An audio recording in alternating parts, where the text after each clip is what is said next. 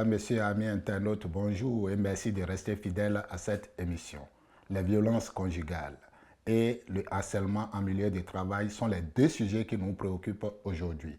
Et pour en débattre, nous avons comme invité Luisette Tutichine, directrice administrative de l'association Le CAP. Avant de commencer, nous allons suivre deux témoignages sur les violences conjugales.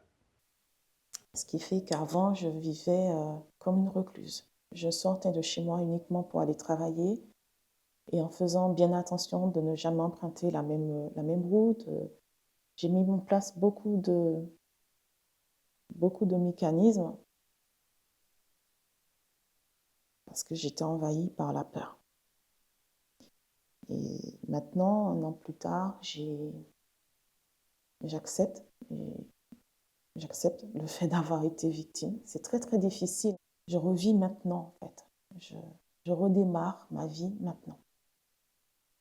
J'ai été victime de violences psychiques pendant 1 an et demi et après de violences physiques et psychiques pendant encore 1 an et demi. Je suis restée 3 ans avec mon conjoint. J'étais malheureuse tout le temps, je ne pouvais pas sortir, je ne pouvais pas m'habiller comme je voulais. J'avais le droit de rien faire en fait. Même des fois faire des courses, aller acheter à manger, c'était compliqué. Je ne pouvais pas aller boire un café avec ma maman, je ne pouvais pas voir mes copines. Elle m'était mise à l'abri pendant plus d'1 semaine dans une autre ville, parce que j'étais quand même un peu en danger. J'ai vécu beaucoup d'harcèlement après la séparation. Et ouais, ils m'ont beaucoup, beaucoup aidée. Heureusement qu'ils étaient là, franchement. Luisette, bonjour. Parlez-nous des débuts de votre association. Alors l'association Le Cap, c'est une association qui a été créée en 2004. Au départ, elle s'occupait que de tout ce qui relevait du harcèlement au travail et des discriminations au travail. Et à la demande de l'État, et notamment du service droits des femmes, elle a investi le champ des violences conjugales sur la Dracénie et Provence verte. En France, chaque année, 219 000 femmes sont victimes de violences conjugales. Dans la Dracénie, on enregistre combien chaque année? Alors, je ne peux pas vous donner les chiffres du parquet ou de tout ce que peuvent avoir les commissariats, mais nous, je peux vous donner sur le bilan d'activité 2024. L'année dernière, on a eu 554 bénéficiaires, 448 violences intrafamiliales et 346 violences au sein du couple, dont 10 hommes. Là, c'est à votre niveau seulement. Il y a d'autres associations qui interviennent dans le même secteur que vous et qui enregistrent également. Alors, il y a d'autres associations, dont la Vive, par exemple, qui travaillent avec la justice. Voilà. Donc, à votre niveau, on n'a pas un chiffre global de ce qui se passe dans la Dracénie aujourd'hui.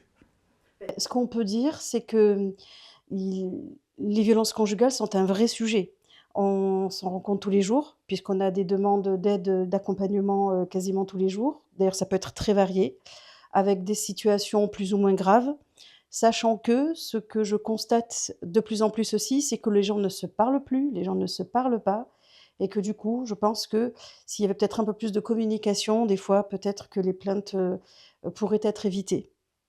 Vous parliez tantôt des bénéficiaires. Qu'est-ce que vous faites? Comment les gens bénéficient de votre assistance?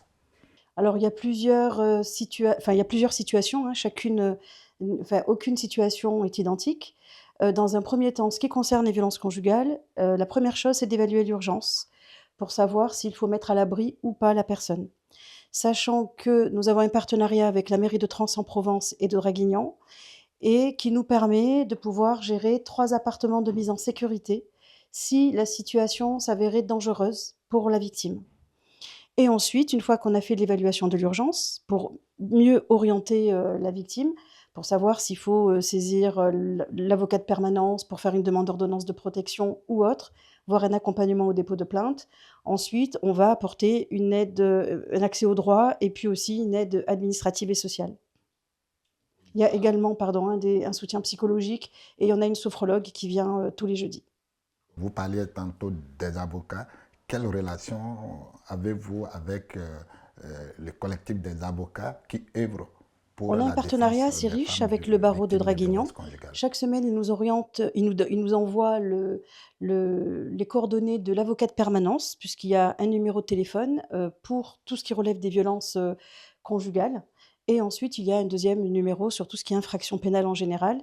Et donc, il nous envoie la partie violence conjugale, et ce qui nous permet de les saisir, quelquefois même de vite monter le dossier d'aide juridictionnelle, de leur adresser, de les contacter aussi, des fois pour faire le relais avec les victimes quand elles ne sont pas toujours en capacité de le faire. Et donc, on a un travail de synergie qui est assez riche et qui permet d'aller beaucoup plus vite pour les victimes. Comment les victimes arrivent-elles vers vous? C'est-à-dire, par quel canal ils arrivent à contacter euh, le CAP? Alors, ça peut être la police, dans laquelle en fait on intervient, avec qui on a un partenariat depuis quelques années. Ça peut être aussi des travailleurs sociaux, le CCAS de Draguignan avec qui on travaille pas mal.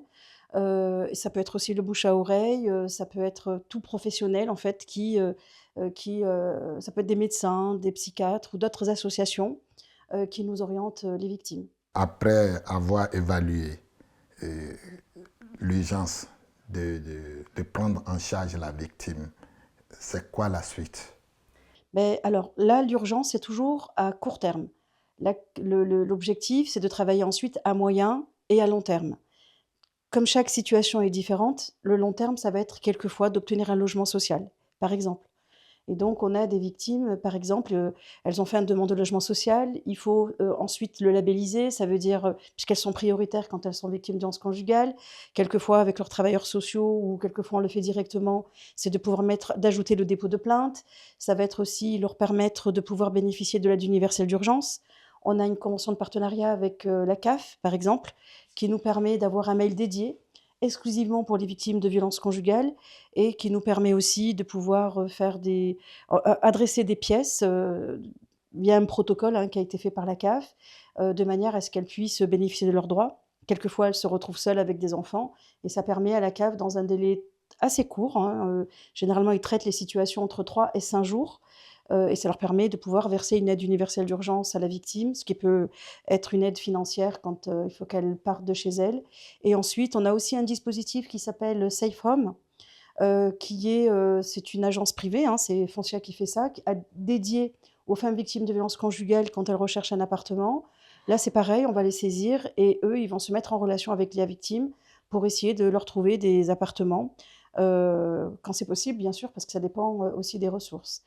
Ensuite, on a aussi, pour des victimes qui ne veulent pas porter plainte, on a des petits boutons comme ça, qui s'appellent des boutons Mon Shérif.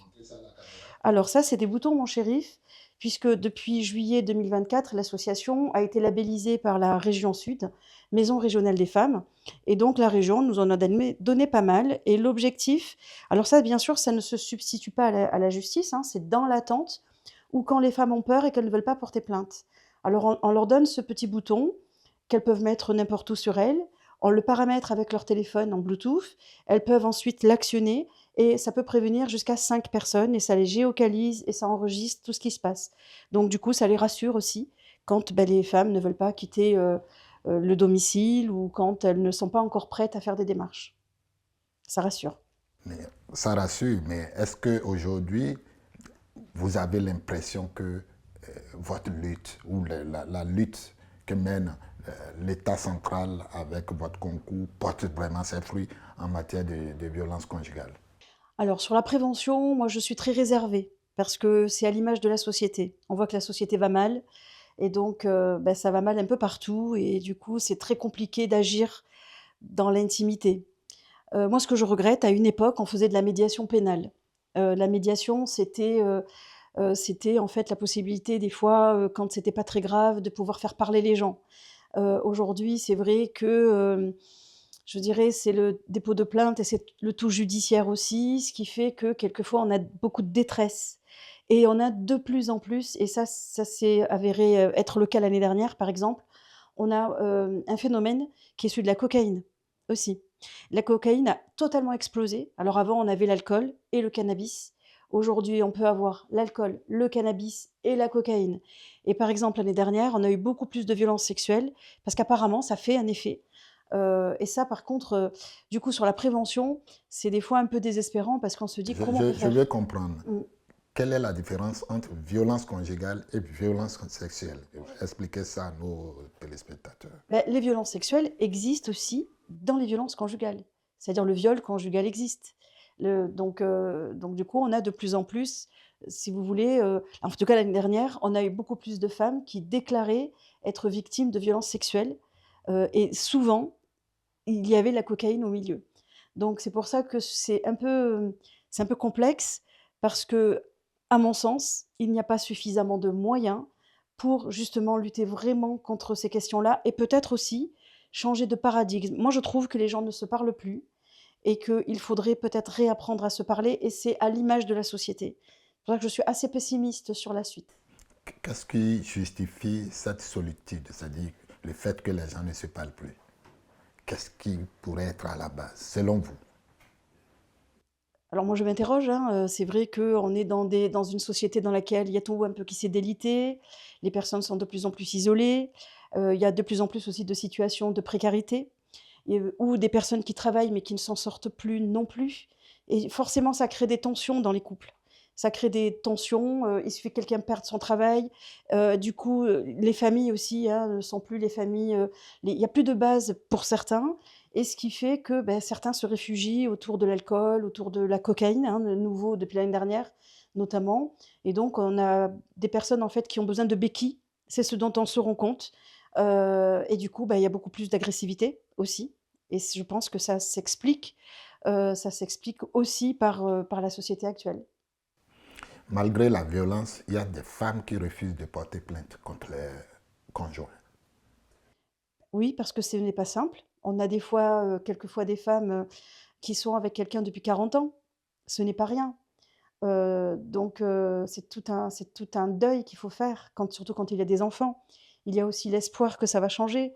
Il y a l'espoir que la personne va se prendre en main alors qu'elle est alcoolique et que si une personne ne se prend pas en main elle-même, en fait, la personne ne pourra pas l'aider et donc du coup, on a aussi des fois des femmes qui ont de l'espoir ou qui sont trop choquées pour accepter ce qu'elles vivent, parce qu'elles ont honte de ce qu'elles vivent tout simplement et plus vous êtes élevé, je dirais, au niveau, socio-professionnel, plus c'est difficile de se dire: «Ça m'arrive aussi à moi» et du coup, on a ces femmes qui se disent: «Non, mais non», voilà, parce qu'elles ont peur qu'on les catégorise de cas social, alors qu'en fait, on le voit dans tous les milieux.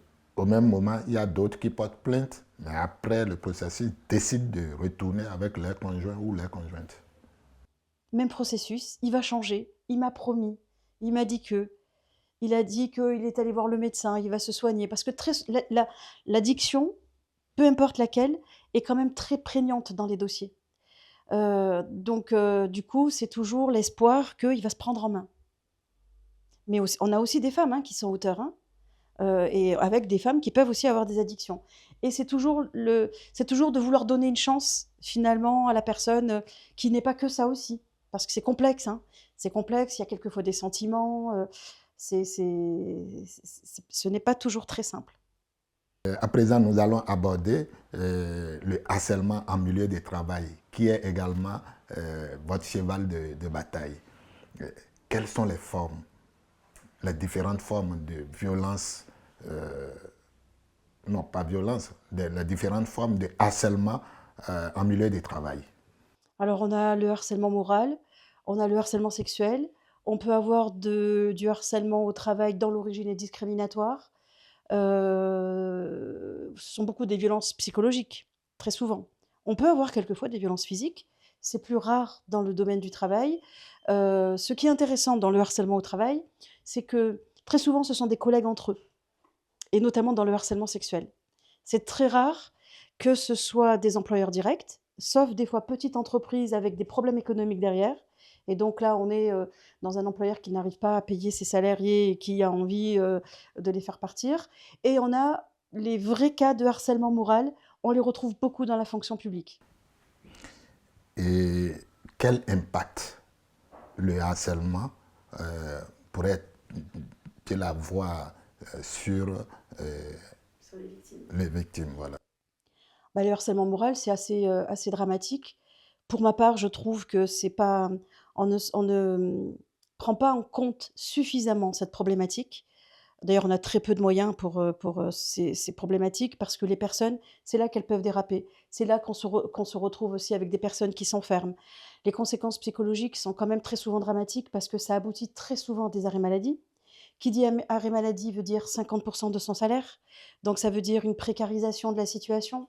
Qui dit harcèlement au travail dit très souvent l'éloignement quand même de sa sphère professionnelle et donc ça aboutit à des conséquences assez dramatiques. Et ce n'est pas seulement la personne qui le subit, c'est toute la famille, c'est toute la cellule familiale qui le subit. Et ça aboutit, ça peut aboutir à des suicides hein, aussi. Quelquefois, moi j'ai eu des cas où les familles appelaient en disant on a retrouvé notre sœur de pendue et on s'est rendu compte qu'elle était victime de harcèlement, elle n'en a jamais parlé. Et donc l'impact est quand même un impact extrêmement important parce que ça remet en question tout ce qui concerne, tout ce qui concerne en fait son futur en fait, hein, parce que le travail, je crois qu'on le mesure pas suffisamment. Le travail, c'est un caractère alimentaire. D'abord, et c'est d'ailleurs ce qui fait que parce qu'aujourd'hui il n'a pas toujours un caractère alimentaire, que ça pose question. Moi, ça fait des années que je m'occupe de ça. Je me suis occupée il y a une vingtaine d'années des dossiers, notamment quand c'était des harcèlements stratégiques, de grands groupes qui voulaient se débarrasser de tous les gens de 50 ans, qui voulaient se débarrasser des gros salaires. On le paye aujourd'hui. Moi, je le dis toujours. Aujourd'hui, quand on voit la nouvelle génération et la difficulté de recrutement que des employeurs peuvent avoir, moi, je pense que c'est aussi lié. Parce que qu'est-ce qu'on a montré aussi des enfants qui ont grandi avec des parents dépressifs, des pères ou des mères, des fois, qui se réfugiaient dans des addictions pour pouvoir tout simplement, ou même qui se suicidaient à cause du travail. Et donc, c'est quoi finalement? Qu'est-ce qu'on a donné comme image du travail? Puisque à l'époque, quand même, c'était beaucoup de harcèlement stratégique, puisqu'il y a plusieurs formes de harcèlement. Puisque vous me parlez de ça, moi je suis une passionnée de ça. Et dans le harcèlement stratégique, c'est celui qui vient d'en haut pour dégraisser. Et du coup, c'est celui qui est basé sur la perversité, sur la manipulation. Et des gens sont formés à ça. C'est ce qu'on appelle des nettoyeurs. Mais aujourd'hui, quels sont les dispositifs à même de lutter ou de prévenir le harcèlement en milieu de travail? Alors, il y a de plus en plus d'employeurs, quand même, qui ont compris que c'était leur intérêt d'identifier et peut-être d'arrêter de minimiser.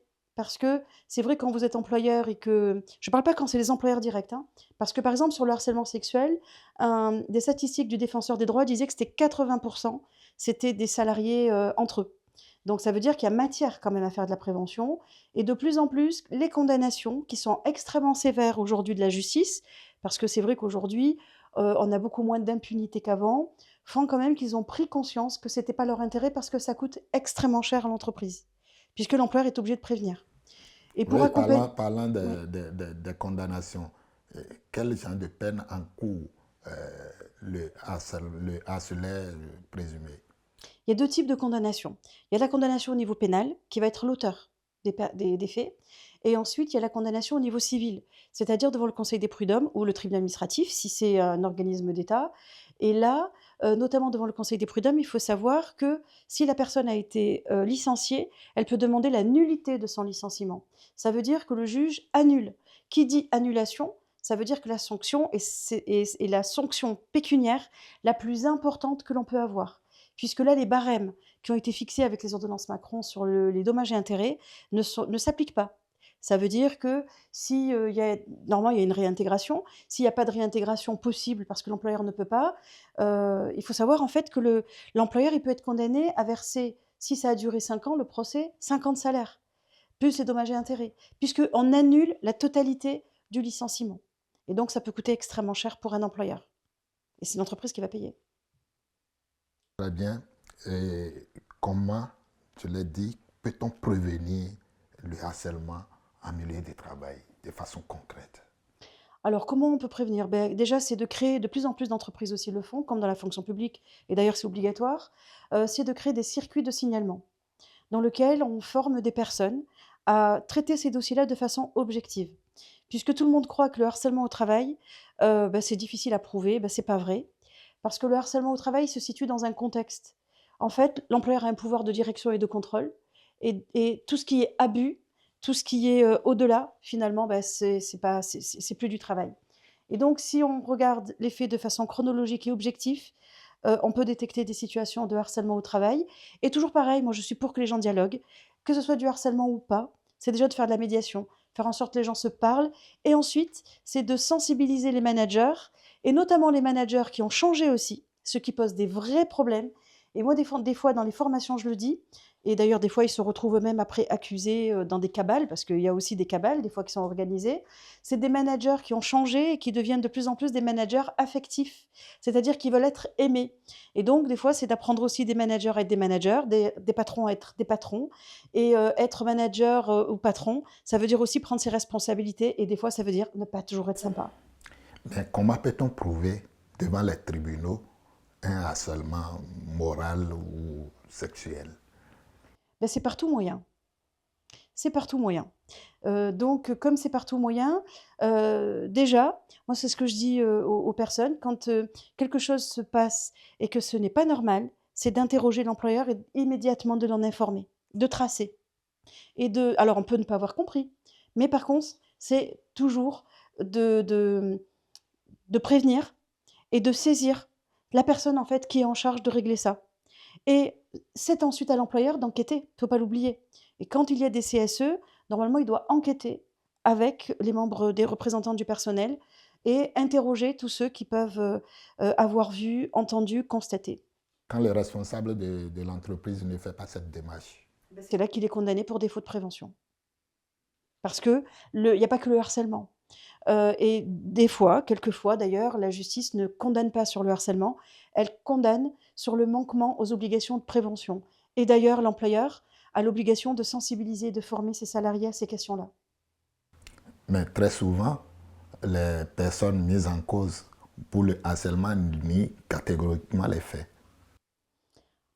Oui, et la plupart du temps, ils nient. Je parle par exemple dans le harcèlement sexuel, quand on a des situations, la plupart du temps, quand il y a des enquêtes, on se rend compte en fait que oui, c'est vrai, lui, tout le monde le connaît, les blagues graveleuses. Ah non, mais lui, en fait, voilà, il est identifié comme ça, mais c'est lui, c'est pas grave. Et donc, très souvent, quand même, on se rend compte que ça fait depuis des années que ça dure et que ça fait depuis des années aussi qu'on met, je dirais, un mouchoir dessus parce qu'on se dit c'est pas grave, parce qu'on minimise. Sauf que, des fois, ça peut aller après beaucoup plus loin. C'est-à-dire qu'on va passer de petites blagues graveleuses qui vont pouvoir être d'ailleurs des agissements sexistes au départ et qui vont ensuite aboutir des fois même à des agressions sexuelles. Puisque du coup, quand personne ne me dit rien et puis vu qu'elle est pas marrante, puisque vous savez que ce sont les femmes souvent qui sont pas marrantes, et bien du coup, on va lui mettre la main aux fesses et cetera et ça prend des proportions, des fois que l'employeur n'imagine pas. C'est pour ça qu'il a intérêt, alors quelquefois on n'a pas la preuve effectivement, mais en tout cas c'est de rappeler le cadre, c'est déjà pas mal. C'est de dire: «Moi je ne sais pas ce qui se passe, mais par contre voilà, je vais rappeler le cadre». Il y a des choses qu'on ne peut pas tolérer dans une entreprise. On ne peut pas tolérer dans une entreprise tout ce qui est hors cadre professionnel. Il y a des propos, il y a par exemple, moi je l'ai vu des fois dans des dossiers où vous avez, vous savez, des textos qui sont envoyés, et là c'est aussi des preuves, avec des chefs qui vont, par exemple, faire une réflexion sur l'habillement. Bah, désolé, mais quand vous arrivez au travail, vous n'avez pas forcément envie que votre chef vous écrive qu'aujourd'hui, voilà, vous aviez une robe moulante, que c'était extraordinaire et que vous avez imaginé la suite. Ça ne se fait pas. Ça ne se fait pas. Ça n'a pas sa place au travail. Et donc, c'est là, très souvent, que l'employeur, ça m'est arrivé des fois de faire des médiations sur des salariés qui étaient en arrêt maladie pour essayer de sauver leur travail quand même. Et l'employeur découvrait ça. Il disait: «Mais c'est quoi ce truc?» Vous voyez? Et donc, c'était de recadrer. Ça n'a pas sa place au travail. Mais ici, c'est l'effet inverse. C'est-à-dire que c'est l'employeur qu'on complimente. En fait, il y a des choses qui n'ont pas leur place au travail. Alors c'est vrai qu'on va dire avant c'était différent. Mais avant c'était différent, mais c'est pour ça qu'à un moment donné, il y a eu aussi beaucoup de problèmes parce qu'on dit oui, c'est féministe, machin, etc. On leur crèche dessus. La réalité, c'est que heureusement qu'elles sont là, folles, pas folles, etc. Elles ont fait bouger les choses. Et surtout, ce qu'elles ont fait bouger, c'est des choses en fait qui n'étaient pas normales. Moi, j'ai trop reçu de salariés qui ont perdu leur travail alors qu'elles étaient victimes. Et ça, c'est quand même pas normal. Après, généralement, des salariés d'ailleurs qui témoignaient contre elles, après elles étaient victimes aussi. C'est rigolo quand même, parce que moi dans les dossiers, Oui, je les voilà, parce retrouvais. qu'il arrive que vraiment de présumées victimes soient déboutées. Ben, alors avant, c'est vrai qu'elles n'étaient pas entendues. Il faut être honnête. C'est pour ça qu'on parle de tous ces mouvements. Alors on peut dire c'est trop, pas trop, etc. Moi j'ai vécu le trop. J'ai vécu le trop. C'est-à-dire où on mettait des mouchoirs en permanence dessus. Et moi, je me rappelle à une époque, on médiatisait beaucoup d'affaires à cause de ça. Il y avait des fois des dossiers extrêmement graves et on mettait toujours le mouchoir sur le tapis. En gros, si vous n'êtes pas content, vous avez qu'à changer de boulot. Encore une fois, le travail, ça a un caractère alimentaire. Il faut quand même pas l'oublier. C'est pas juste changer de boulangerie si vous n'êtes pas contente de la boulangère. Ça a un caractère alimentaire et quelquefois, les gens ont peur aussi de ne pas retrouver du travail. Voilà, justement, Voilà. de perdre l'emploi, il y a des victimes qui décident de se taire. Il y a des victimes qui pensent qu'elles vont se taire. Et ça, c'est un message que je dois dire. Il y a des victimes qui pensent qu'en se taisant, elles vont garder leur travail. Et moi, je leur dis qu'elles vont le perdre. Parce que à un moment donné, c'est le corps qui parle. C'est-à-dire qu'elles vont se dire, ça va passer, ça va passer, ça va passer. La réalité, c'est que c'est le corps qui vous dit à un moment donné, je ne peux plus aller travailler là-bas. Et donc, c'est pour ça il vaut mieux se tromper et dire, voilà, moi, il y a une situation qui ne me convient pas au travail et je veux qu'elle s'arrête et informer l'employeur pour qu'il agisse, plutôt que de ne rien faire, parce que de toute façon, c'est le corps qui va parler, ça finit par des inaptitudes. Et là, les salariés, quelquefois, moi, j'en ai vu qui s'étaient ensuite en invalidité parce qu'ils ne s'en remettaient pas de ne pas avoir agi, parce qu'ils se disaient, mais comment je peux pas je peux pas agir. Moi, je leur dis non, je vous ai aidé à faire un courrier, vous avez eu peur, vous l'avez pas envoyé. Je vous ai proposé d'écrire à votre employeur, vous l'avez refusé. On peut plus rien faire quand vous n'y êtes plus. Demandez comment vous accompagnez les victimes de harcèlement en milieu de travail. Pas comme on devrait. Je vous dis très honnêtement, pas comme on devrait.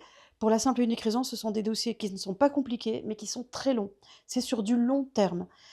Et donc, par exemple, il y a des choses qu'on ne fait plus parce que ça demande trop de temps, c'est la médiation. C'est vrai que avant, ce qu'on faisait, c'est qu'on invitait les employeurs à venir discuter avec leurs salariés. Mais c'est vrai qu'à un moment donné, les moyens financiers ont eu raison de, par exemple, cette pratique que l'on faisait. En tout cas, ce qu'on fait, c'est qu'on les aide à faire des courriers. On les aide à recadrer, si vous voulez, objectivement la situation. C'est-à-dire qu'on les accompagne pour les aider à rendre visible l'invisible. Parce que c'est vrai qu'on se dit comment je vais le prouver. Mais alors, devant les conseils des prud'hommes, vous apportez des éléments, vous n'apportez pas des preuves, vous apportez des éléments factuels, et c'est à l'employeur de justifier que ces éléments ne sont pas du harcèlement. Pareil pour la discrimination, et pareil pour le harcèlement sexuel. Sur, par exemple, la discrimination, on a beaucoup de situations de discrimination par rapport à la grossesse. Quand vous reprenez votre travail et que vous êtes au placard, il faut interroger son employeur. Oh non, mais je vais perdre mon travail. Mais vous allez le perdre, de toute façon. Donc, du coup, il faut écrire à l'employeur. Et nous, on aide les salariés à faire des courriers, qui soient pas polémiques, qui vont pas, parce qu'il ne faut pas écrire n'importe quoi, mais de manière à interroger l'employeur sur le fait que vous vous retrouvez dégradé alors que normalement, vous retrouvez votre emploi dans les mêmes conditions qu'avant ou un autre poste équivalent. Parlant de discrimination, vous en traitez aussi comme les autres Oui, dossiers? oui, alors il y a pas mal de discriminations. Alors par rapport à la grossesse, on a des discriminations des fois syndicales. Et là, ces derniers temps, on a à peu près 3 dossiers de discrimination qui seraient liés, enfin pour moi c'est des origines et en même temps religieuses, mais pas parce que les personnes pratiquent une religion, parce qu'elles sont supposées appartenir à telle religion. Et du coup, elles arrivent au travail et du coup, toute la journée, elles entendent parler que des islamistes avec, vous savez, des vannes, etc., comme si la personne était concernée par ce qui pouvait se passer ici et là. Et là, c'est vrai que ces dernières années, là, notamment cette année, on en a eu plus qu'année dernière, par exemple. Parlez-nous un peu d'un bilan à mi-parcours de cette année en matière, que ce soit de violence conjugale, que ce soit de harcèlement ou de discrimination. Qu'est-ce qu'on peut retenir avec les CAP cette année? Alors, ce qu'on peut retenir, c'est qu'on fait honnêtement beaucoup de travail par rapport au manque de moyens qu'on a. Et que c'est vrai que travailler dans ces dossiers-là, ça demande quand même pas mal d'énergie, pas mal de compétences. Et heureusement qu'on travaille avec pas mal de partenaires parce qu'on a des partenaires aussi qui sont très mobilisés, que ce soit les CCAS avec lesquels on travaille, par exemple, qui font quand même un travail assez remarquable, avec qui on travaille, avec qui on fait des ponts. Je trouve, enfin, moi, qui m'occupe de ces dossiers-là depuis des années, on a par exemple des forces de l'ordre qui ont complètement changé aujourd'hui et qui aident aussi pas mal, notamment dans la prise de plainte. Et on a un salarié qui est au sein des commissariats de Fréjus et de Draguignan, qui permet aussi de faire des ponts entre les policiers et les victimes. Ça nous permet des fois de récupérer les plaintes. Ça nous permet aussi d'accompagner ou de compléter les plaintes. Et c'est vrai que ce travail même si on n'a pas de moyens, cette synergie quand même, aujourd'hui, permet d'aller beaucoup plus vite et puis des bénévoles aussi. On a des bénévoles, aussi qui viennent nous aider, heureusement. Oui, et le CAP a autant bien des bénévoles que des salariés. Alors Permet actuellement, on une est en idée? sous-effectif parce que c'est vrai que c'est compliqué puisqu'on n'a pas de moyens, donc on travaille beaucoup avec les contrats aidés, il faut être, très honnête. On a une sophrologue, on avait une psychologue jusqu'au 30. On ne sait pas trop si on va renouveler ou pas parce qu'avec la conjoncture actuelle, beh, il faut voir après si on peut payer les salaires ou pas. On a une personne qui est en charge du développement qui travaille ici. Ensuite, on a un intervenant social au sein des commissariats. On a aussi une magistrate honoraire qui vient faire aussi des permanences, à l'association et puis moi aussi je fais des permanences et puis on a quelquefois aussi des personnes, qui viennent, qui font aussi des stages, qui nous aident aussi, notamment dans le cadre du travail social. Sachant que moi j'ai 2 casquettes, hein, je suis juriste, mais je suis aussi travailleur social, j'ai aussi ce diplôme. Tout à fait. Nous tendons vers la fin de l'émission. Est-ce que vous avez un mot pour conclure? Bah, ce que je voudrais dire aux victimes, notamment de harcèlement au travail, c'est pas parce que vous avez peur de perdre votre travail que vous le perdrez pas. Donc plutôt vous agissez et plus et mieux, vous garderez votre travail parce que moi j'ai eu beaucoup de situations où on a pu, en discutant avec l'employeur, permettre aux salariés, bah, tout simplement de reprendre un travail après un arrêt maladie, un repos, reprendre leur travail parce que, beh, aujourd'hui en tout cas les choses évoluent et aux victimes de violences conjugales, bah, c'est tout simplement qu'elles ont des endroits pour être écoutées, que ça a beaucoup changé et que voilà, il y a quand même des structures qui sont là pour les accompagner et que quand on est avec une personne qui a une addiction, elles ne pourront pas, je dirais, elles ne pourront pas les aider parce que les personnes s'aident elles-mêmes, mais elles ne pourront pas forcément changer les choses. Nous arrivons au terme de notre émission. Prenez soin de vous et à très bientôt.